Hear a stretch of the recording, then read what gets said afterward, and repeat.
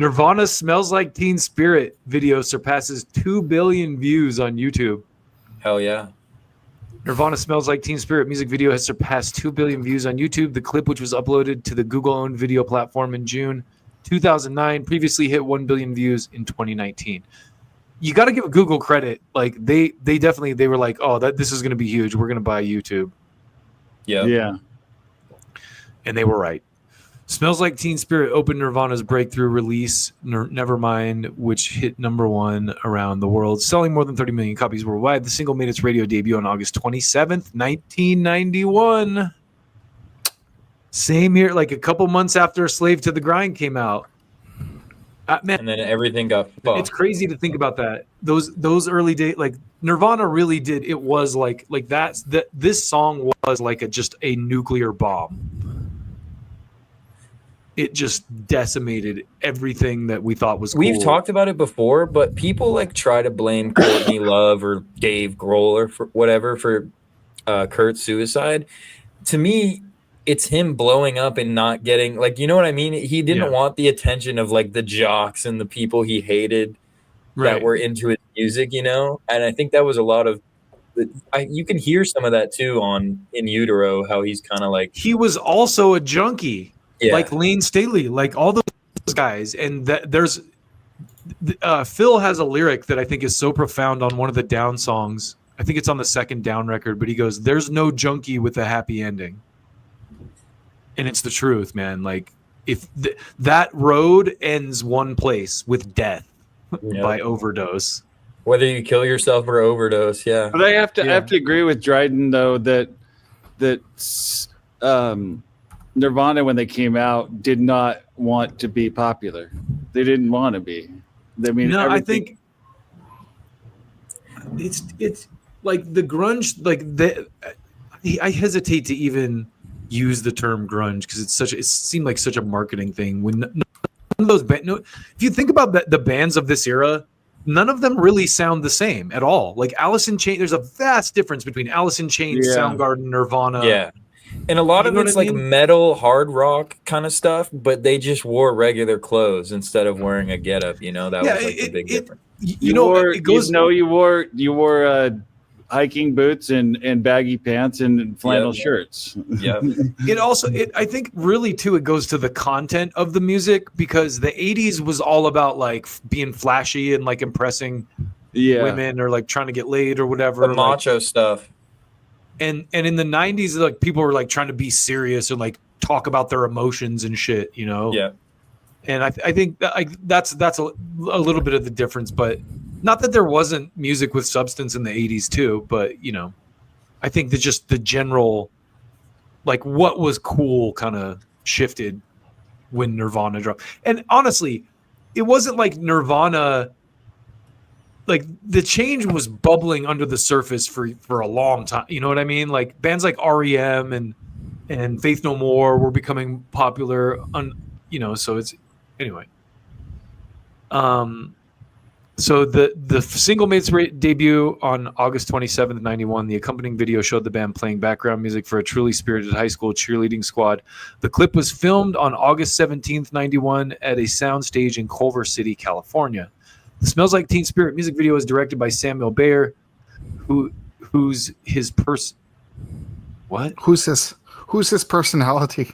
These guys, I always props to Blabbermouth because I just grab my shit from them because they just have stuff. But their editing is some Grammarly on that. Spotty sometimes, yeah. By the way, Grammarly, sponsor our podcast. There you go. He's got a little Napoleon complex. Nirvana frontman Kurt Cobain said in the Nirvana biography, "Come As You Are, the Story of Nirvana." He was just so hyper, such a rocker guy. I couldn't believe it. I couldn't believe we actually submitted to that. Courtney Love, who married Cobain in an intimate ceremony on February 24th, 92, told New York Magazine in 2011, Kurt hated Sam Bayer for Teen Spirit. Kurt wanted fat cheerleaders. He wanted black kids. He wanted to tell the world how fucked up high school was, but Sam put hot girls in the video. The crazy thing is it still worked. Of course. Nevermind. Courtney Love also, it's like, I don't like her being the voice of Kurt from the grave, you know? Yeah. She's like, I don't like her being the vessel that Kurt has heard through. But I mean, she was closer to him probably than anyone else in the years after he became famous. So, and I do love Courtney Love. Don't get me wrong. No disrespect to Hole. Courtney. I think Hole, I've said this multiple times, but Hole is one of the hardest band names ever to exist. Like, that's such a hardcore ass name. Anyway, for a girl band especially, but just Yeah. even if it was a guys. Nevermind would come. We should start a P-Funk band and call it P-Hole. P-Hole. Nevermind would come to be much more than one of the most successful and influential albums of all time. It returned rock and roll integrity and passion to the top of the charts and continues to be a singular inspiration to fans and musicians all alike over the last 3 decades and generations to come. It has been credited over the years with helping to kill off hair metal. So it didn't kill off hair metal. It just took it out of replaced it in the mainstream. It supplanted it in the mainstream zeitgeist of rock. But I wanted to pause on this for a second because what I was saying earlier about Slave to the Grind, I think applies to Nevermind as well, right? Because like Butch Vig, the guy who produced this, and Geffen Records, and like this was another one of those albums that the band is great, and I'm sure they had most of the creative control, but like there were other people that helped shape it and make it a classic album. Yeah. Right? So anyway, Butch Vig being a huge part in that. Right. Thank you, Spencer Eldon, above everyone else. Who's that? He was Is that he was the baby model. I was gonna say he's the baby who sued him, and now they have like a dog on the cover or something. He's the one that keeps bringing this album up to attention all the time. Yeah. So, thank you, Spencer. Yeah, it annoys me when they that they won't show the album cover now. It's like it fucking annoys. It really annoys me. Like I've seen the cover replaced with like a dog. Our culture is more sexualized than ever before.